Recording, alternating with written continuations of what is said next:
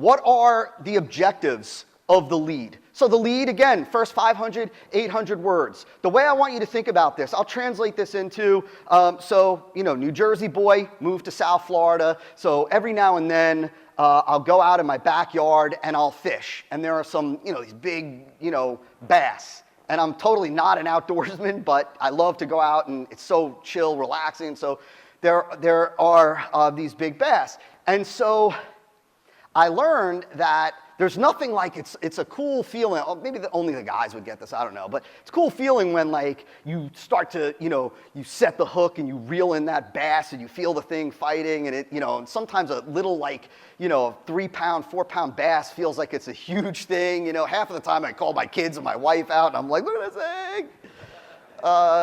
And I'm all proud and my wife's like, that's great, babe.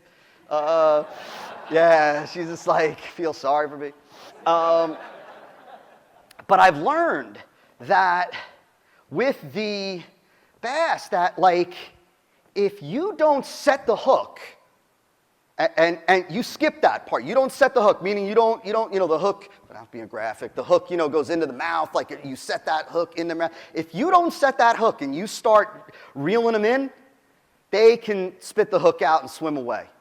Believe me, I've had many of those where I'm like, no, and you think my wife's just like, is everything okay? I'm like, leave me alone.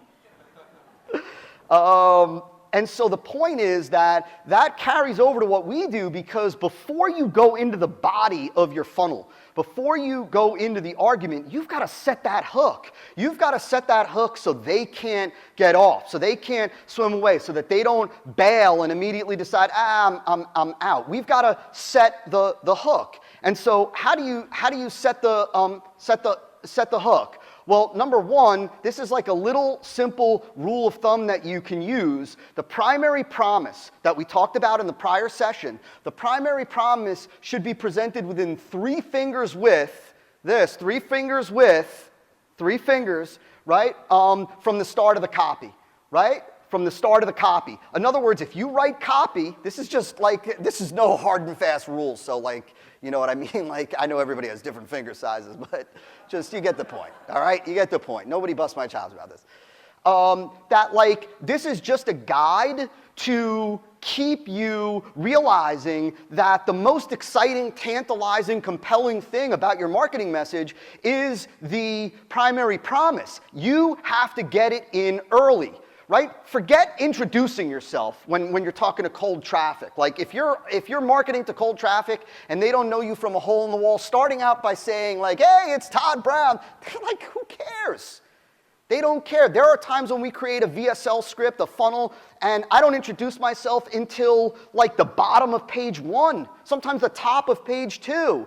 Because what I'm doing is I'm setting the hook by telling them what it is that they're going to get, what it is that they're going to gain, the transformation that they're going to experience by going through the marketing funnel. And so you got to make sure that primary promise is mentioned the first time it's mentioned, not the only time it's mentioned, the first time it's mentioned right away. In the lead, you want to develop credibility. Why should they listen to you? Why should they trust what it is that you are going to say? You have to establish trust, right? If you're going to talk about some health remedy, if you're going to talk about a supplement, if you're going to talk about diabetes, why should they listen to you? Why you, right? Why you? Why now? Why is this so important? Urgency, right? Why now? Why does this matter now? In the lead, you've got to convey to them, you've got to get out the primary promise right away. Right? You've got to create credibility, you've got to establish trust, and you've got to convey urgency. What's going to happen if they don't watch the video or read the sales letter or read or consume your marketing content? What's going to happen? What's changing in the marketplace? What event is happening? What is going to occur? Right? There has to be a reason, because you have to understand, delay is the death of the sale. Right? Delay. Anytime you give somebody the opportunity to bail and come back later, we used to call that years ago. This is going to sound kind of cheesy, but we used to say that they're on the be-back bus, and that bus ain't coming back. Right? Because that comes from the old school sales days of I'll be back. Don't worry. Set that aside for me. I'll be back. They're not coming back. right? And so you have to recognize that delay, right, that we're igniting a flame. And you're going to see in just a little bit how once you ignite that flame, you stoke that flame until you give the offer. And if they leave, if you give them any reason to leave, if you give them an out, that flame begins to die down. And as that flame begins to die down, the likelihood of them buying, converting goes down and down and down. So you need to convey urgency. You need to give reasons to believe. This is another way of saying proof. If you make a big, bold, audacious claim in the lead, you need to have proof. You need to have a reason why they can trust, believe what it is that you're saying, believe that it's accurate. One of the biggest mistakes that you could make, and this goes back to the whole never underestimate the task at hand when it comes to generating a buyer, is, you know what amazes me with some marketers, and it just frustrates me and saddens me for them, that they think that just because they say it, people are going to believe them.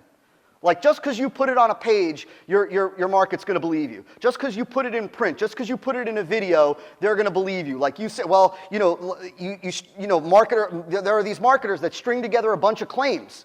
It's one claim after another. This is going to change your life. It's going to make you a lot of money. You're going to be incredibly sexy. Your wife is never going to pester you. Everything is going to be great, and it's only $49. And they think that because they said it, that everybody in the marketplace is going to believe them. The healthiest perspective to take is that anything you say, they're not going to believe unless you prove it.